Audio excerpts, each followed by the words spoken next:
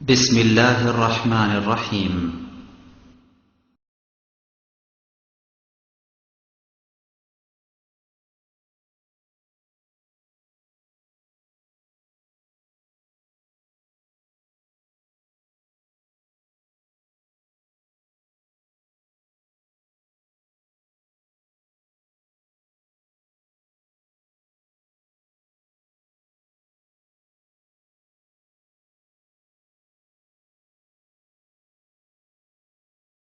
إن الحمد لله نحمده ونستعينه من يهده الله فلا مضل له ومن يضلل فلا هادي له وأشهد أن لا إله إلا الله وحده لا شريك له وأشهد أن محمدا عبده ورسوله أما بعد فإن خير الحديث كتاب الله وخير الهدى هدى محمد صلى الله عليه وسلم وشر الأمور محدثتها وكل محدثة بدعة وكل بدعة ضلالة وكل ضلالة في النار.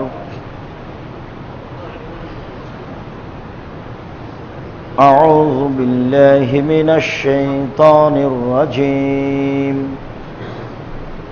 يا أيها الذين آمنوا اجتنبوا كثيرا من الظن إن بعض الظن إثم ولا تجسسوا ولا يغتب بعضكم بعض.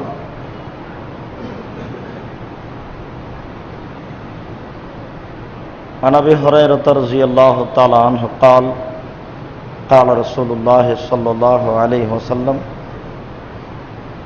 إن شر الناس يوم القيامة الذين يأتي بهؤلاء رواه البخاري ومسلم.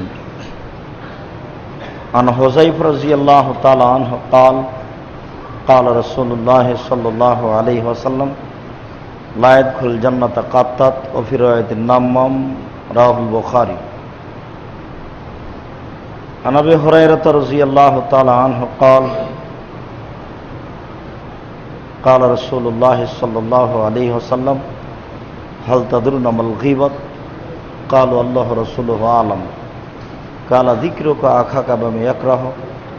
قال أرأيت إن كان فيه ما أقول؟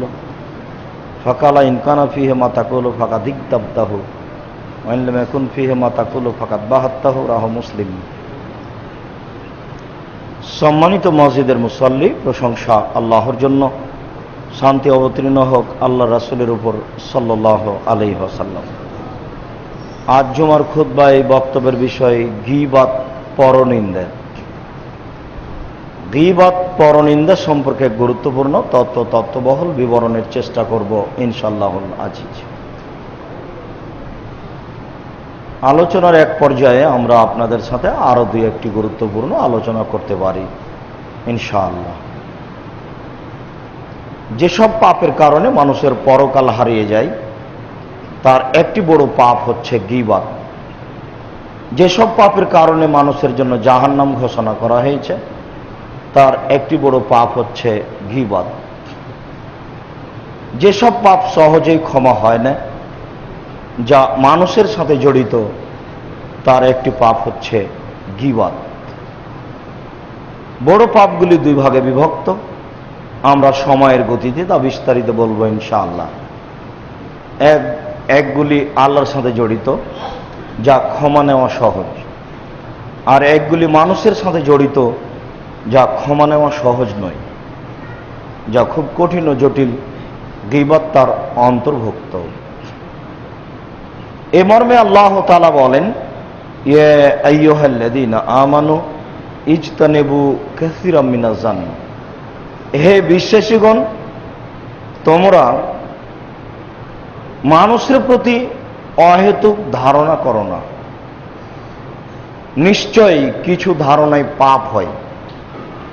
হয়তোবা লোকটি এই কথা বলেছে, হয়তোবা লোকটি এই কাজ করেছে, এরকম ধারণা করো না। মানুষের উপরে ধারণা করাই মিথ্যে, আর ধারণাই পাপ হয়। এই কথাটুকু বুঝাতে গিয়ে রাসূল সাল্লাল্লাহু আলাইহি সাল্লাম বলেন, আবু হুরায়রা রাদিয়াল্লাহু তাআলা আনহুর বিবরণ, তিনি বিবরণে বলেন, রাসূল সাল্লাল্লাহু আলাইহি ওয়াসাল্লাম একদা বললেন, ইয়াকুমুয যান্না ফাইন্না যান্না আকযাবুল হাদিস। তোমরা ধারণা থেকে বেঁচে থাকো, ধারণাই সবচেয়ে বড় মিথ্যে। বুখারী মুসলিমের অত্র বিবরণে বোঝা যায় যে ধারণাই সবচেয়ে বড় মিথ্যে। ধারণাতে পরিবেশ নষ্ট হয়, সমাজ ধ্বংস হয়, অহেতুক মানুষ মন্তব্য করে। এ কারণে রাসূল সাল্লাল্লাহু আলাইহি সাল্লাম বলেছেন, ধারণাই সবচেয়ে বড় মিথ্যে। আবু হুরায়রা রাদিয়াল্লাহু তাআলা আনহু বলেন, রাসূল সাল্লাল্লাহু আলাইহি ওয়াসাল্লাম বলেছেন, আকবারুল কাবায়রা সালাসা, সবচেয়ে বড় পাপ তিনটি। তার এক নম্বর বড় পাপ হচ্ছে আল ইশরাকু বিল্লাহ, আল্লাহর সাথে শিরক করা। দুই নম্বর বড় পাপ হচ্ছে উকুকুল ওয়ালিদাইন, পিতামাতার অবাধ্য চলা। তিন নম্বর বড় পাপ হচ্ছে কাউলুজ জুরে, মিথ্যা সাক্ষী দেওয়া, মিথ্যা কথা বলা। অত্র হাদিসে মিথ্যা কথাকে 3 নম্বর বড় পাপ বলে উল্লেখ করেছেন আল্লাহ রাসূল। জেনা অবশ্যই বড় পাপ, তবে মিথ্যা কথা বললে যত বড় হয় তত বড় নয়। চুরি করা, ডাকাতি করা, ছিনতাই করা অবশ্যই বড় পাপ, তবে মিথ্যা কথা বললে যত বড় হয় তত বড় নয়। তার মানে পৃথিবীর ইতিহাসে পাপের সিরিয়ালে তৃতীয় বড় পাপ হচ্ছে মিথ্যা কথা বলা। আর অত্র হাদিসে রাসূল সাল্লাল্লাহু আলাইহি সাল্লাম বলেন, ধারণাই সবচেয়ে বড় মিথ্যে। সব মিলে প্রমাণ হলো যে ধারণা একটি মিথ্যা কাজ, মিথ্যা পাপ, মহাপাপ, বড় পাপ, যা থেকে বিরত থাকা একান্ত জরুরি। পরের অংশে আল্লাহ তাআলা বলেন, ওয়ালা তাজাসসু, তোমরা মানুষের দোষ ত্রুটি উদ্ঘাটন করো না। এই কথাটুকু রাসূল সাল্লাল্লাহু আলাইহি সাল্লাম এভাবে বলেন, ওয়ালা তাহাসসাসু ওয়ালা তাজাসসু, তোমরা মানুষের গোপন কথা কান লাগিয়ে শোনো না। ওরা দুইজন কি বলছে এটা তুমি শোনার চেষ্টা করিও না। এ কারণে রাসূল সাল্লাল্লাহু আলাইহি সাল্লাম বলেছেন, তিনজন যদি কোথায় থাকে বা যায়, তাহলে দুইজন মিলে যেন কথা না বলে। দুইজন মিলে যদি কথা বলে আর তৃতীয় জন না থাকে, তাহলে তৃতীয় জন ধারণা করবে আমার ব্যাপারে কিছু বলছে। তাহলে তিনি সামাজিক পরিবেশকে সুন্দর করার জন্য কিভাবে সতর্কবাণী পেশ করেছেন যে রাস্তাঘাটে বাইরে যে কোনো সময়ে তিনজন ব্যক্তি যদি একসাথে চলাচল করে থাকে, তাহলে দুইজন মিলে যেন কথা না বলে।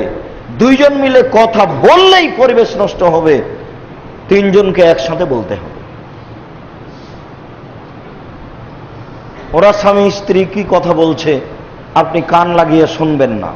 এ ব্যাপারে রাসূল সাল্লাল্লাহু আলাইহি সাল্লাম বলেন, কেউ যদি কারো কথা কান লাগিয়ে শোনে, তাহলে বিচারের মাঠে আল্লাহ তাআলা তার কানে সীসা তামাকে জাহান্নামের আগুনে গরম করে কানে ঢেলে দিবেন। এটা হলো গোপন কথা শোনার ফলাফল, যেটা মানুষ চেষ্টা করে নিজ সুবিধার জন্য।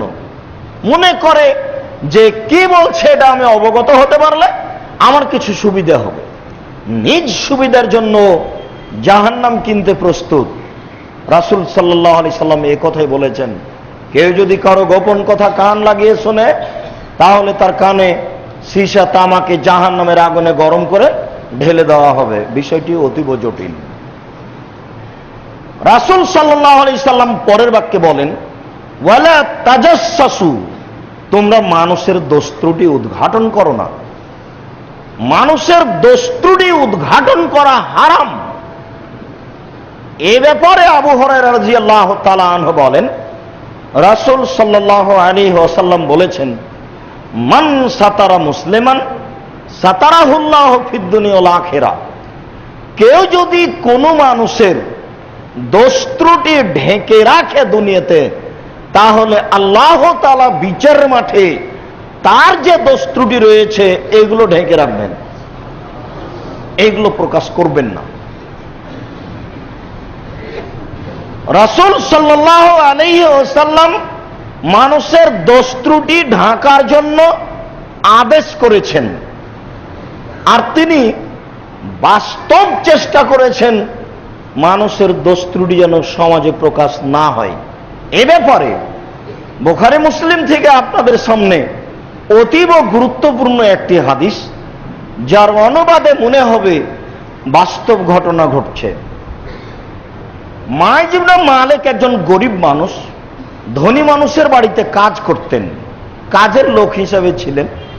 কোনো এক সময়ে তিনি অশ্লীল জেনার কাজে জড়িয়ে পড়েন। মালিক হোজ্জাল এটা জানতে পেরে তিনি বলেন, মাইজ, ঘটনা যখন ঘটে গেছে তুমি বিষয়টি রাসূলের কাছে পেশ করো, দেখো তো তিনি কি বলেন।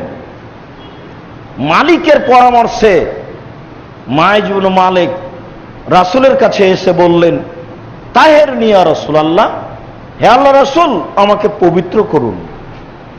আল্লাহ রাসূল বললেন, ইরজি, তুমি বাড়ি ফিরে যাও, আস্তাগফিরুল্লাহ, আল্লাহর নিকটে ক্ষমা চাও, অতুব ইলাইহি, তুমি তওবা করো। আল্লাহ রাসূল বললেন না যে তোমাকে কেন পবিত্র করব, ঘটনা কি, এ কথা তিনি বললেন না। লোকটি চলে গেল। একটু গিয়ে ফারাজা গায়রা বাইদিন আবার ফিরে এসে বলছে, তাহের নিয়া রাসূলুল্লাহ, হে আল্লাহ রাসূল, আমাকে পবিত্র করুন। আল্লাহ রাসূল বললেন, ইরজি, তুমি বাড়ি ফিরে যাও, আস্তাগফিরুল্লাহ, আল্লাহর নিকটে ক্ষমা চাও, অতুব ইলাইহি, তুমি তওবা করো। লোকটি চলে গেল। একটু গিয়ে আবার ফিরে এসে বলছে, আল্লাহ রাসূল, আপনি আমাকে পবিত্র করুন। আল্লাহ রাসূল বলেন, ইরজি, তুমি বাড়ি ফিরে যাও, আস্তাগফিরুল্লাহ, আল্লাহর নিকটে ক্ষমা চাও, অতুব ইলাইহি, তুমি তওবা করো, তোমার পাপ ক্ষমা হয়ে যাবে। লোকটি চলে গেল। একটু গিয়ে আবার ফিরে এসে বলছে, আল্লাহ রাসূল, আপনি আমাকে পবিত্র করুন। তখন আল্লাহ রাসূল বলছেন, আবেহি জনুন, সে কি পাগল? আরে আমি বলছি তুমি ফিরে যাও, আল্লাহর কাছে ক্ষমা চাও, তোমার পাপ ক্ষমা হয়ে যাবে। আমি বলি চলে যেতে, আরো বারবার এসে বলে যে আমাকে পবিত্র করুন। সে কি আমার কথা বুঝে না? সে কি পাগল? কালু লাইসা বিমাজনুন, সাহাবীগণ বললেন, জি না আল্লাহ রাসূল, ও পাগল নয়, ও ভালো মানুষ।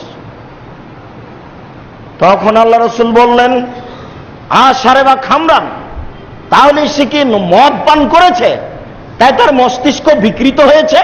সে আমার কথা বুঝে না, সে যায় না কেন? আমি যে তাকে চলে যেতে বলছি, সে কি মদ পান করেছে তাই তার মস্তিষ্ক বিকৃত হয়েছে? সে আমার কথা বুঝে না।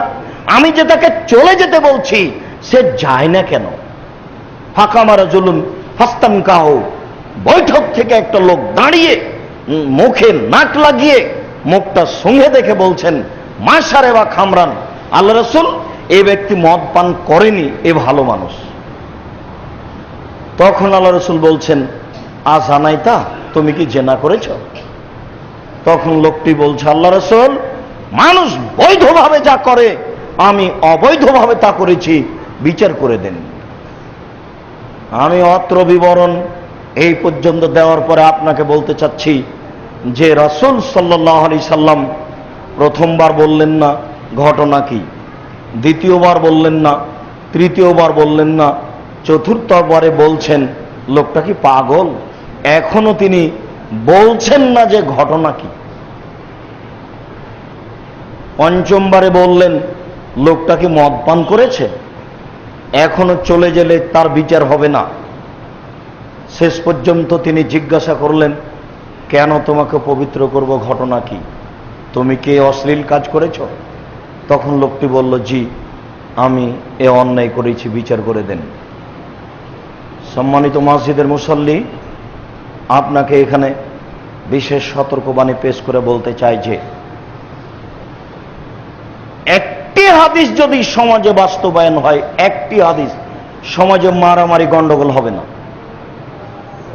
আরেকটু বলতে চাই যে দেখুন, আল্লাহর নবী একটা মানুষের দোষকে ঢেকে রাখার জন্য কত প্রাণপণে চেষ্টা করছেন।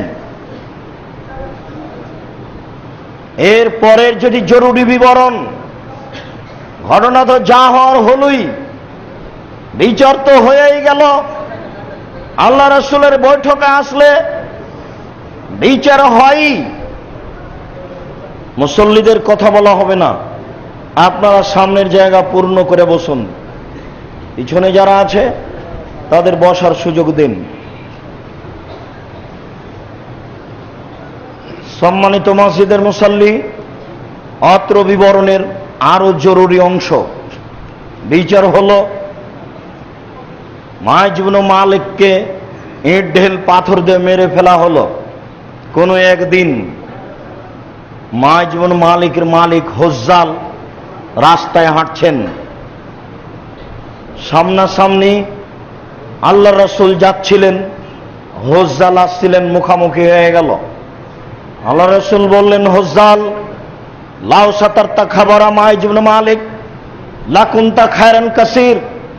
হুজ্জাল, তুমি যদি মাইজ ইবনে মালিকের ঘটনাটা তোমার কাপড়ের মধ্যে লুকিয়ে রাখতে তাহলে এটা কত ভালো হতো, তা বিবরণ দেওয়া যাবে না।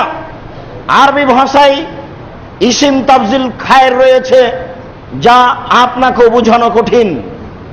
আল্লাহর নবী বলেন, হুজ্জাল, তুমি যদি মাইজ ইবনে মালিকের ঘটনা লুকিয়ে রাখতে তাহলে যে কত ভালো হতো। ওহ, তুমি যে কেন আমার কাছে পাঠালে?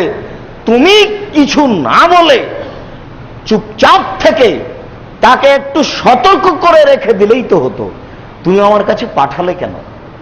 তিনি আপ্রাণ চেষ্টা করেছিলেন তার কথাটি ঢেকে রাখার, এরপরেও সহজ সম্ভব হয়ে আসেনি তার কথাটি ঢেকে রাখা। শেষ পর্যন্ত তিনি তার মালিককে এক পর্যায়ে বিশেষ সতর্কবাণী দিলেন, তুমি তাকে আমার কাছে কেন পাঠালে? তুমি তো তার পাপের কথা ঢেকে রাখতে পারতে, লুকিয়ে রাখতে পারতে। আশ্চর্য বাঙালি সমাজ, আশ্চর্য নির্বাচনের নীতি।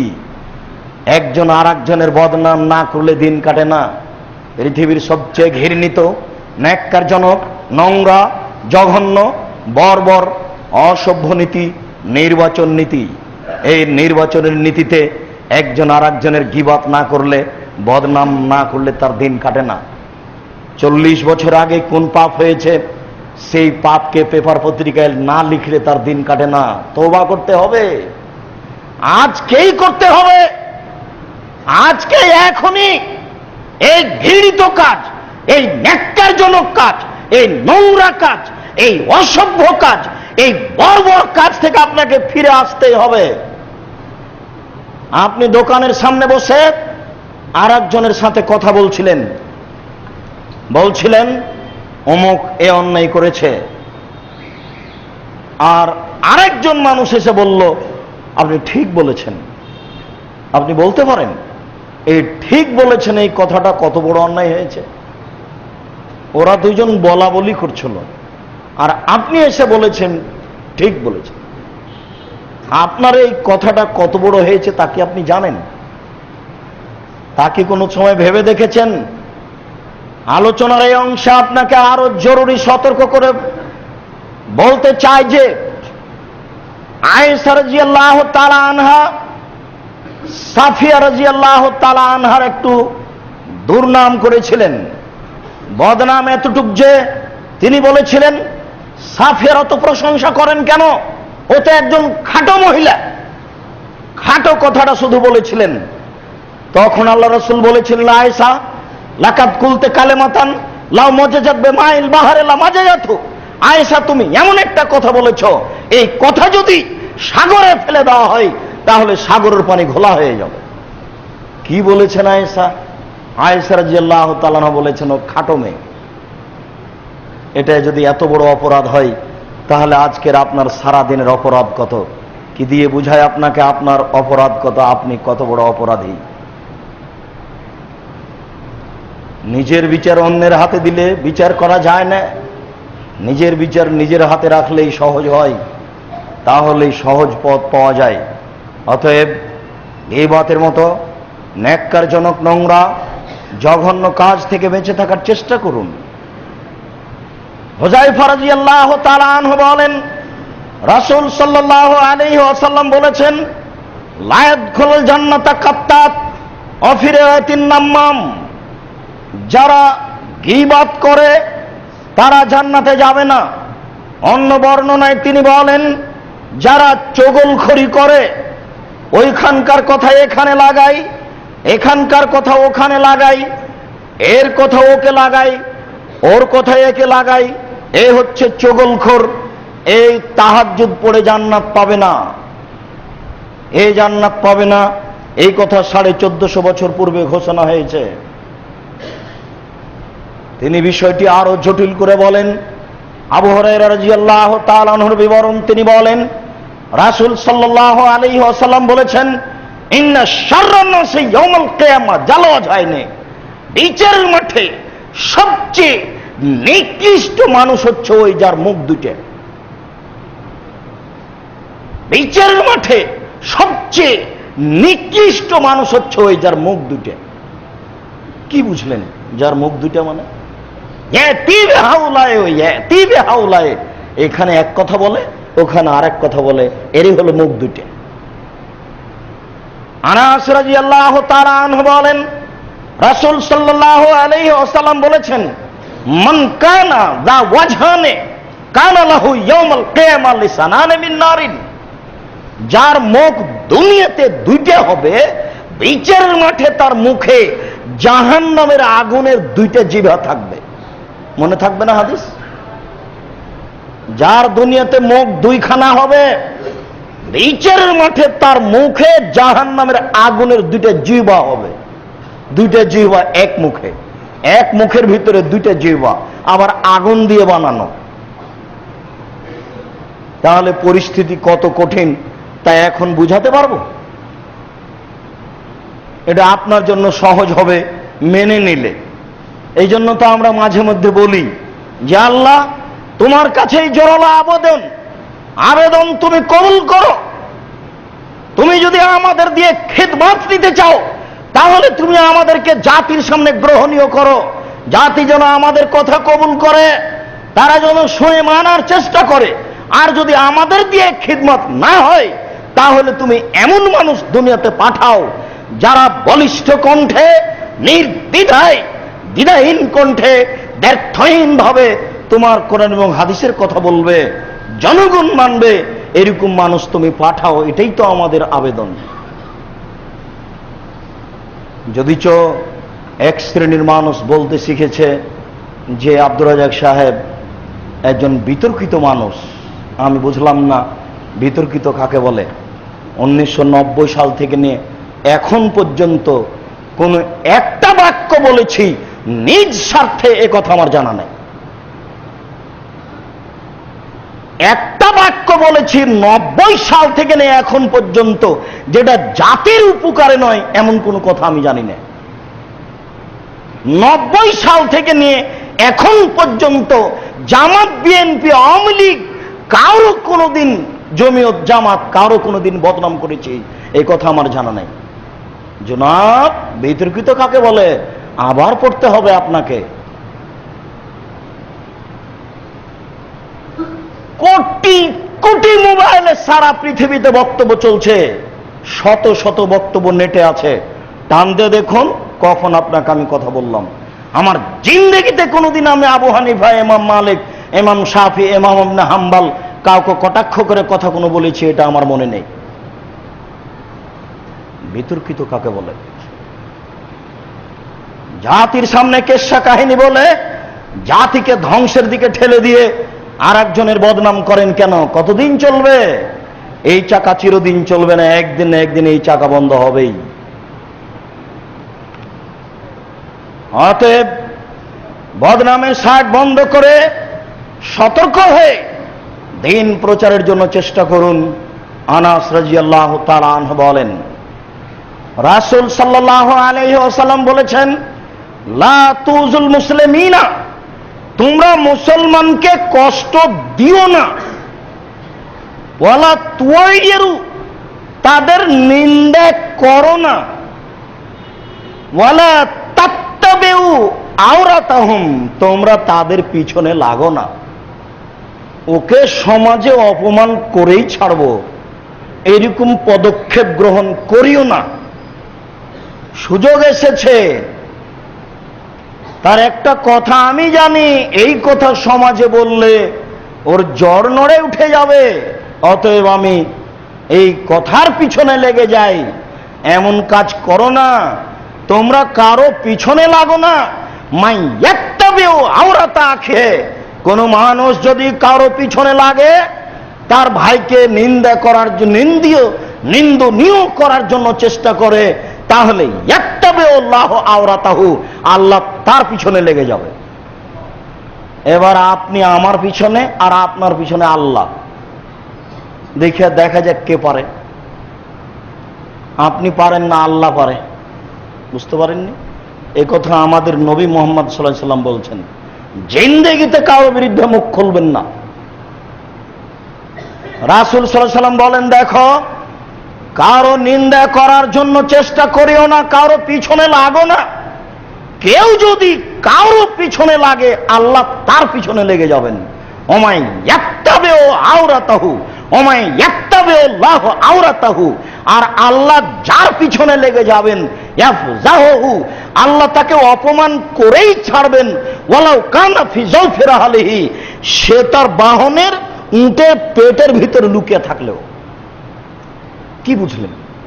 মানুষ কি তার উটের পেটের ভিতরে ঢুকতে পারবে?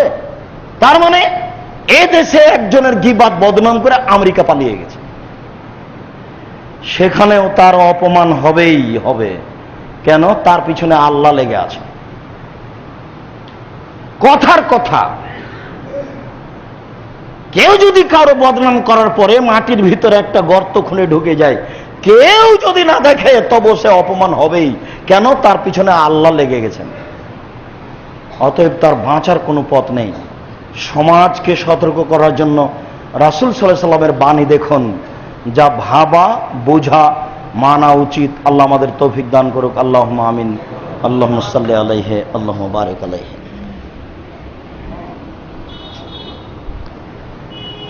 আলহামদুলিল্লাহ ওয়াহদা, ওয়াসসালাতু ওয়াসসালামু আলা মান লা নাবিয়্যা বাদা। আনাস রাদিয়াল্লাহু তাআলা আনহু বলেন, রাসূল সাল্লাল্লাহু আলাইহি ওয়াসাল্লাম বলেছেন, আরে ওরে যা আলাইয়া রাব্বি, একদা আমার প্রতিপালক আমাকে আকাশে নিয়ে গেলেন, মানে জিবরাইল আমাকে উপরে নিয়ে যাচ্ছেন। অফি রিওয়ায়াতিন মারারতু বিকওমিন, অন্য এক বর্ণনায় আছে তিনি বলছেন, আমি কিছু লোকের পাশ দিয়ে যাচ্ছি, দেখি লাহুম আজফারুন মিন নুহাসিন, তাদের বড় বড় তামার নখ। জিবরাইল আলাইহিস সালাম আমাকে উপরে নিয়ে যাচ্ছেন। যাওয়ার সময় দেখি অনেক মানুষ, তাদের নখগুলি হচ্ছে তামার বড় বড় নখ। ইয়াখমিসুনা ওয়াজুহাহুম, তারা নখ দিয়ে তাদের মুখকে খামচাচ্ছে। অসদুরাহুম, তাদের বুককে নখ দিয়ে খামচাচ্ছে। নিজের নখ দিয়ে মুখের উপরে থাবা মেরে একবারে গোশত তুলে ফেলছে, বুকের উপরে থাবা মেরে গোশত তুলে ফেলছে। আমি বললাম, জিবরাইল মান হাওলায়ে, এরা কারা? কি আশ্চর্য ধরনের নীতি, এ কি? এরা কারা যাদের এই অবস্থা? তখন জিবরাইল আলাইহিস সালাম বললেন, আল্লাযীনা ইয়াকাউনা ফি আরাজি আখিহিম আও আরাজিন নাস, এরা হচ্ছে ওরাই যারা মানুষকে অপমান করার কাজে নেমেছিল, যারা বদনাম করছিল তাদের অবস্থা, যারা সমাজে গীবাত করত তাদের অবস্থা, নিজের নখ দিয়ে নিজের মুখ খামচাচ্ছে।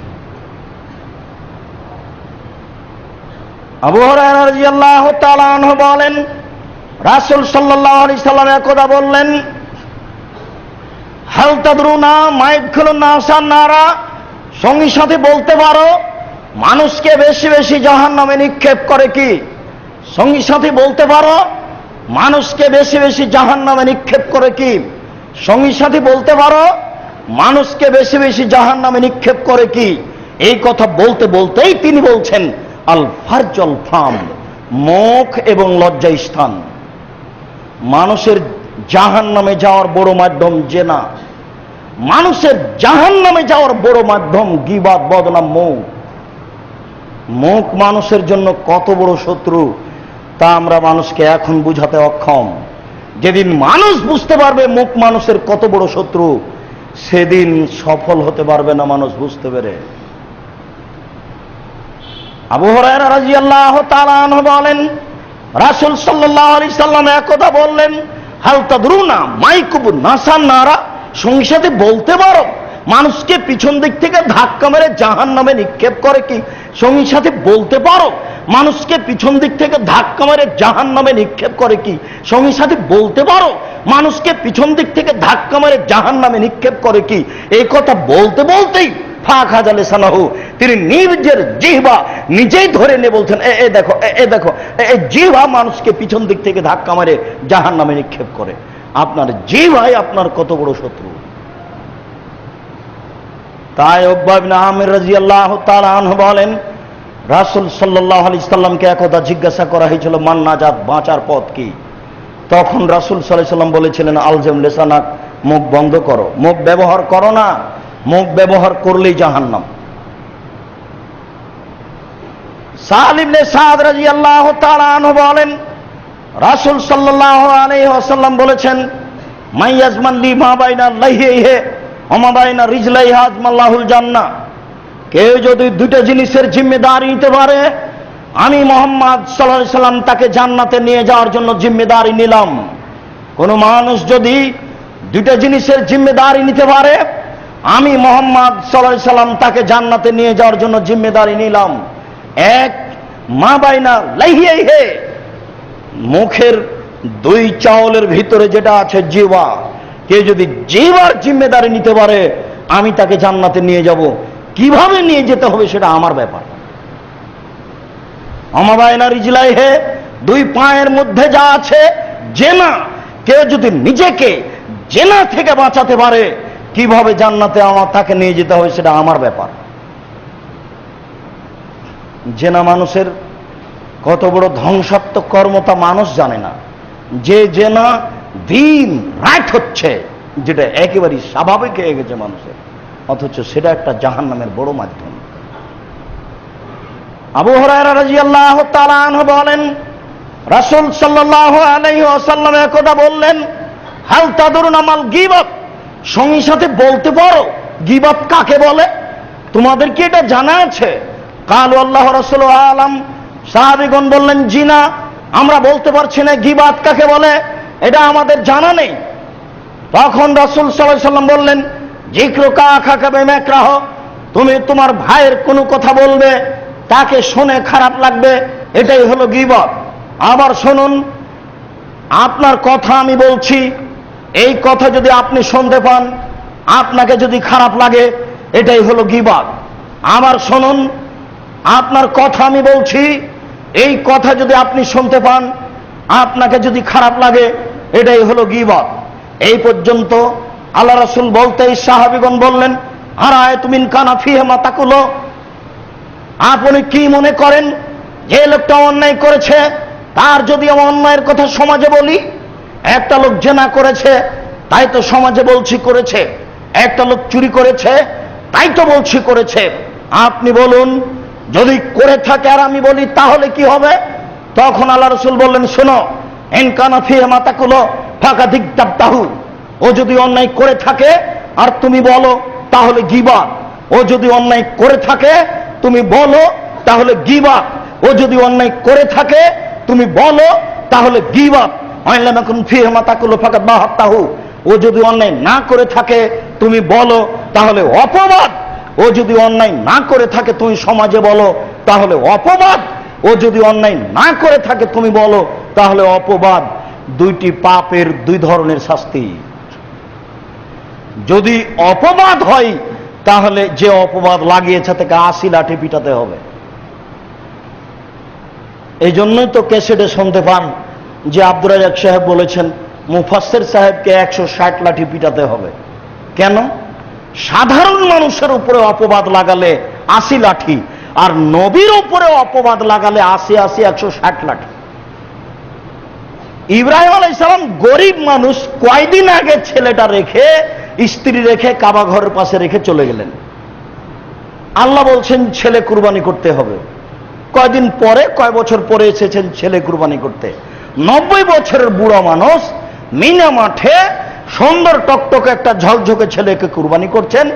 কোন দর্শক নাই ফেরেশতার আল্লাহ ছাড়া, মানুষজনই নাই, তো 3 দিন 300 উট কেমনে হবে গো? মুফাসসির সাহেব যে বলছেন যে ইব্রাহিম আলাইহিস সালাম 3 দিন 300 উট কুরবানি করলেন, আরে মানুষই যে নেই তো উট হবে কোথা থেকে? না, উট হওয়ার জন্য তো কিছু মানুষজন লাগবে, দেশে তো মানুষই নেই। এটা হলো মুফাসসির সাহেবের ইব্রাহিম আলাইহিস সালামের মিথ্যা অপবাদ। এই জন্য বলা হয়েছে 160 লাঠি পিটাতে হবে। সাধারণ মানুষ যদি অপবাদ লাগায় তাহলে 80 লাঠি, আর যদি নবীর উপরে অপবাদ লাগায় তাহলে এটা ডবল। সম্মানিত মসজিদের মুসল্লি, বলছিলাম যদি গীবাত হয় তাহলে কি হবে? গীবাত হয় তাহলে তো আর লাঠি দিয়ে ক্ষমা হবে না, আল্লাহর কাছেও ক্ষমা হবে না। এখন কি হবে?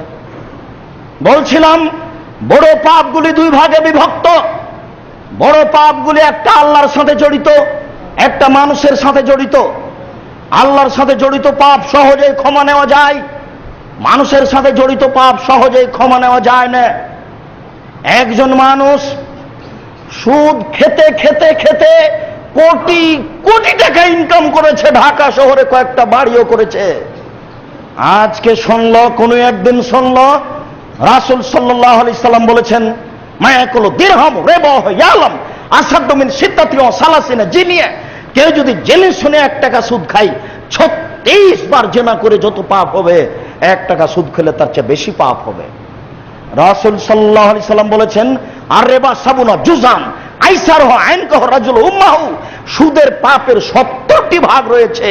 ছোট ভাগ হলো মার সাথে জিনা করলে যেমন পাপ হয়, সুদের পাপের 70টি ভাগ রয়েছে। ছোট ভাগ হলো মার সাথে জিনা করলে যেমন পাপ হয়।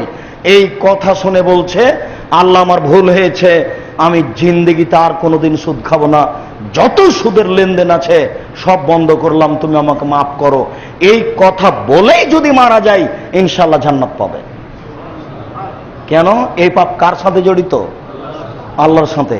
এক কথাই বানা পার হতে পারে, এতে আল্লাহ সন্তুষ্ট, আপনি জান্নাত পেয়ে যাবেন। সুদ কোটি টাকা হোক না কেন, তাতে আসে যায় না। অজু করে সালাত আদায় করতে হয়, পানি নেই, তায়াম্মুম করে করতে হবে, মাটি নেই, বিনা অজুতে বিনা তায়াম্মুমে সালাত আদায় করতে হবে। কেবলার দিকে মুখ করে সালাত আদায় করতে হয়, কেবলা বোঝা যায় না, বিনা কেবলায় সালাত আদায় করতে হবে। শত্রু তাড়া দিয়েছে, দৌড়িয়ে চলে যাচ্ছেন, এই সময় নামাজের টাইম হয়ে গেছে, এই সময়তেই নামাজ পড়তে হবে। পরিষ্কার কাপড় পরে নামাজ পড়তে হয়, পরিষ্কার কাপড় নেই, যেই কাপড়ে পেশাব পায়খানা লেগে আছে এই কাপড় পরেই নামাজ পড়তে হবে। পরিষ্কার অপরিষ্কার কোনো কাপড়ই নেই, আপনি উলঙ্গ হয়ে আছেন, এই সমাজের নামাজের টাইম, এই সময়ে নামাজের টাইম হয়ে গেছে, উলঙ্গ অবস্থাতেই আপনাকে নামাজ পড়তে হবে, পড়তেই হবে। এত গুরুত্বপূর্ণ ইবাদত আপনি একদিনও করেননি, বয়স এখন 70 বছর, মরেন। এই সময় আপনার ভুল ধরা পড়লো, আপনি আল্লাহকে বলছেন, আল্লাহ 15 বছর বয়সে ফরজ হয়েছে, 60 বছর বয়সে নামাজ ফরজ হয়েছে, আজকে আমার 70 বছর বয়স, একদিনও নামাজ পড়িনি, আমি অপরাধী, তোমার দরবারে ক্ষমা ভিক্ষে চেয়ে বলছি, তুমি আমাকে মাফ করো, আমি আজকে থেকে নামাজ শুরু করব। এই কথা বলেই যদি আপনি মারা যান ইনশাআল্লাহ জান্নাত পাবেন। বলেন তো এই পাপ কার সাথে জড়িত? আল্লাহর সাথে। এটা খুবই সহজ। জমি আপনার 22, 62, 72 জমি জরিপ আছে, নিখুঁত জমি, কাগজ পর্চা সব রেডি। আলু চাষ করেছেন আপনি, গরু আপনার, লাঙ্গল আপনার, আপনি নিজে করেছেন, কিন্তু বড় আলুগুলি বস্তার মুখের উপরে রেখে আপনি দেবই বাজারে বিক্রি করেছেন 5 টাকা ঠগিয়ে। এই যে পাপ হয়েছে, এই পাপের এখন কি হবে? এটা কি তোবা করে ক্ষমা হবে? জি না, এটা তোবা করে ক্ষমা হবে না। কেন? এটাতে আপনি আল্লাহকে ঠগাননি, মানুষকে ঠগিয়েছেন। যত মানুষকে আলু কম দিয়েছেন সবাইকে আলু ফেরত দিতে হবে, টাকা ফেরত দিতে হবে। আপনি একজন কসাই, যারা গরু জবাই করে গোস্ত বিক্রি করে অনেকে ভারী মনে করে কাজটা মনে হয় ঠিক নয়। জি না, কসাইগিরি কাজ বৈধ, কিন্তু আপনি প্রত্যেক দাঁড়িতে 50 করে গোস্ত কম দিয়েছেন। এখন আপনি বলছেন আল্লাহ ভুল হয়েছে, তুমি আমাকে মাফ করো। এখন কি হবে? মানুষকে আপনি ঠগিয়েছেন, এ তো আল্লাহকে ঠগানো হয়নি। এখন যদি আল্লাহ ক্ষমা করে দেন, আল্লাহ হবেন অত্যাচারী, আল্লাহ ক্ষমা করবেন না। দলীয় দাপটে রিকশায় চড়ে উঠেছেন, এখানে নামলেন, কত ভাড়া? 50 টাকা। বেটা 10 টাকা ভাড়া, আবার 50 টাকা চাও? একটা থাপ্পড় দিলেন, এটা একটা পাপ হয়েছে। আপনি কিভাবে ক্ষমা নেবেন? এখন যদি বলেন আল্লাহ ভুল হয়েছে, আমাকে মাফ করো, এটা হবে না। রিকশাওয়ালাকে খুঁজে ওর হাত ধরে বলতে হবে, রিকশাওয়ালা ভুল হয়েছে, তুমি আমাকে মাফ করো। দলীয় দাপটে মানুষের তো জমি দখল করেছেনই। ক্ষমতা যার, দেশ তার। দলীয় দাপটে জমি দখল করেছেন, বাড়ি দখল করেছেন। এখন বিচার মাঠের পূর্বেই এখন ভাবছেন সবকিছু করলাম, একটু ক্ষমা চাই। ক্ষমা চাইবেন কার কাছে? জমি তো আর একজনের, বাড়ি তো আর একজনের। কিভাবে ক্ষমা হবে? আল্লাহর কাছে এই পাপ ক্ষমা চেয়ে ক্ষমা হবে না। এর নাম মানুষের সাথে জড়িত পাপ। বড় ছেলেকে জমি লিখে দিয়েছেন, ছোট ছেলেকে দেননি, দিন রাত তাহাজ্জুদ চলছে, এই পাপ আল্লাহর কাছে ক্ষমা হবে না। ভাতিজারা গালি দেয়, মাত্র 3টে মেয়ে, 1টা মেয়ে, 2টা মেয়ে, সব জমি মেয়েদেরকে দিয়ে দিয়েছে, লিখে দিয়েছে। হ্যাঁ, ভাতিজা আমার বিরুদ্ধে কথা বলে, তাদেরকে জমি দিতে হবে। ভাতিজা যদি প্রতিদিন 10 লাঠি করে পিটায়, তবুও মেয়েদেরকে লিখে দিতে পাবেন না। প্রতিদিন যদি মুড়ে গালি দেয় আপনাকে, তবু আপনি জমি লিখে দিতে পাবেন না মেয়েকে। যতদিন পর্যন্ত ভাতিজা ধরে জবে না করে দিয়েছে, ততদিন সে জমি পাবেই পাবে। ভাতিজা গালি দিয়েছে, এতে জমি থেকে বঞ্চিত হবে না। ভাতিজা ধরে মেরেছে, এতে জমি থেকে বঞ্চিত হবে না। ভাতিজা ভালো নয়, এটা তার জীবন, দুঃখ জীবন, সেটা ভিন্ন কথা। আপনাকে বাপের মতো সম্মান করুক কুসন্তান, এটা তার জন্য উচিত। কেন সে চাচাকে গালি দিবে? বাপ যেখানে, চাচা সেখানে। কিন্তু আপনাকে দিয়েছে, আপনি মেয়েকে জমি লিখে দিলেন কেন? মেয়ে বের হয়ে গেছে, বলছেন যে তোকে ত্যায্য পুত্র করলাম, তোকে জমি দেবো না, বাড়িতে উঠতে দেবো না। প্রতিদিন যদি ত্যায্য পুত্র করেন তো লাভ হবে না, জমিও পাবেই। এখন যে মেয়েকে জমি লিখে দিয়েছেন, বাকি জীবন যদি তওবা করেন, লাভ হবে না। চেয়ারম্যান মেম্বার, এমপি মন্ত্রী, ও দেশের এমপি মন্ত্রী, বিচারের মাঠে কিন্তু মাথায় টিন তুলে দেওয়া হবে। একদিন যদি হাঁটতে বলা হয়, সময় হলো 50,000 বছর। আর যদি 3 দিন হাঁটতে বলেন, তাহলে সময় হলো 1.5 লক্ষ বছর। হজ করতে গিয়ে আপনি বলছেন আল্লাহ আমার ভুল হয়ে গেছে, আমি কিছু গম আত্মসাৎ করেছিলাম, তুমি আমাকে মাফ করো। শুনুন, এখন থেকে যদি বাকি জীবন কাঁদতে থাকেন, গোস্ত কম দিয়ে এখন থেকে যদি বাকি জীবন কাঁদতে থাকে, ছোট ছেলেকে জমি লিখে দিয়ে এখন থেকে যদি বাকি জীবন কাঁদতে থাকে, বড় আলু উপরে রেখে ঠগিয়ে বিক্রি করে আজ থেকে যদি বাকি জীবন কাবা ঘরের গিলাপ ধরে কাঁদতে থাকে, তবু পাপ ক্ষমা হবে না। এই পাপ যদি ক্ষমা হয়ে যায়, আল্লাহ হবেন অত্যাচারী। এই পাপ যদি ক্ষমা হয়ে যায়, আল্লাহ হবেন অত্যাচারী। এই পাপ যদি ক্ষমা হয়ে যায়, আল্লাহ হবেন অত্যাচারী। আপনি আমার জমি দখল করলেন, আর আল্লাহ ক্ষমা করে দিবেন মানে? আল্লাহ এত বড় জালেম নাকি? জি না, আল্লাহ ক্ষমা করবেন না। তাহলে কি হবে? দুনিয়াতে তো ক্ষমা নিলেন না। ক্ষমা নেওয়ার একটা সহজ পথ, জমি ফেরত দিতে হবে। ক্ষমা নেওয়ার একটা সহজ পথ, যত লোকের কাছে আলু ঠগিয়ে বিক্রি করা হয়েছে, সবকে টাকা ফেরত দিতে হবে। আব্দুর রাজ্জাক সাহেব, এটা সম্ভব নয়, তারপরে কি সেটা বলুন। তারপরে হচ্ছে, এই সম্ভব যদি না হয়, তাহলে এই পরিমাণ টাকা ফকির মিসকিন কওমি খারেজি মাদ্রাসায় দিয়ে বলতে হবে, আল্লাহ আমার ভুল হয়েছে, তুমি আমাকে মাফ করো।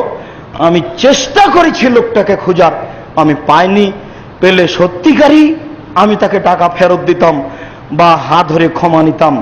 আমার পক্ষে সম্ভব হলো না, অতএব তার নামে আমি টাকা তোমার রাস্তায় দান করে দিলাম, তুমি আমাকে মাফ করো। এইটুকু আপনি শেষ পর্যায়ে করতে পারেন। যদি এইটুকু না করে দুনিয়া থেকে চলে যান, তাহলে বিচারের মাঠে ওরা সবাই দাঁড়াবে।